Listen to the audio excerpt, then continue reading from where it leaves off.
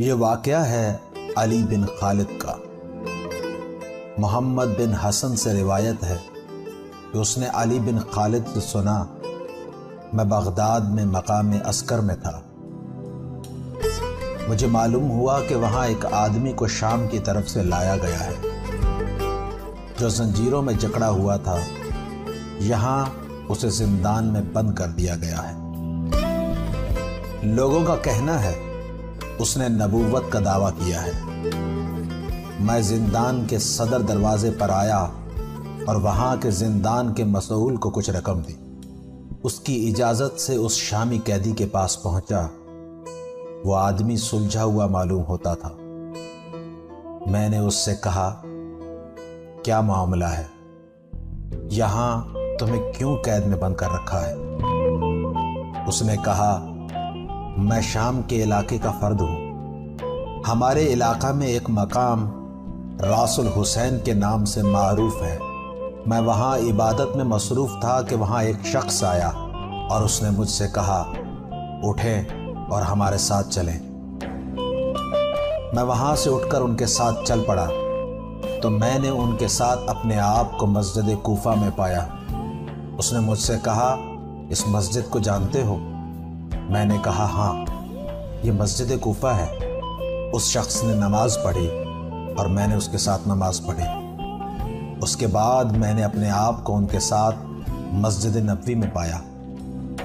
اس نے رسول خدا صلی اللہ علیہ وآلہ وسلم کو سلام کیا، میں نے بھی سلام کیا اور ان کے ساتھ نماز پڑھی۔ اس نے رسول خدا صلی اللہ علیہ وآلہ وسلم پر درود بھیجا۔ پھر میں نے اپنے آپ کو ان کے ساتھ مکہ معظمہ میں پایا۔ انہوں نے مناسک ادا کیے، میں نے بھی ان کے ساتھ مناسک ادا کیے۔ پھر میں نے اپنے آپ کو وہاں راس الحسین میں پایا جہاں میں عبادت کر رہا تھا۔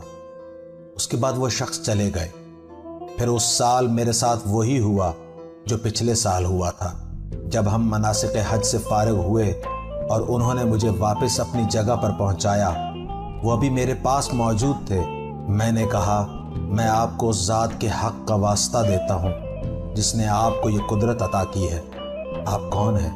انہوں نے کہا، میں محمد بن علی بن موسیٰ۔ اس شامی آدمی نے کہا، جب میں نے یہ بات کسی سے بیان کی تو پھر یہ ہر طرف پھیل گئی۔ آخر یہ بات محمد بن عبد الملک تک جا پہنچی۔ اس نے میری طرف اپنے سپاہی بھیجے اور انہوں نے مجھے زنجیروں میں جکڑا اور یہاں لے آئے۔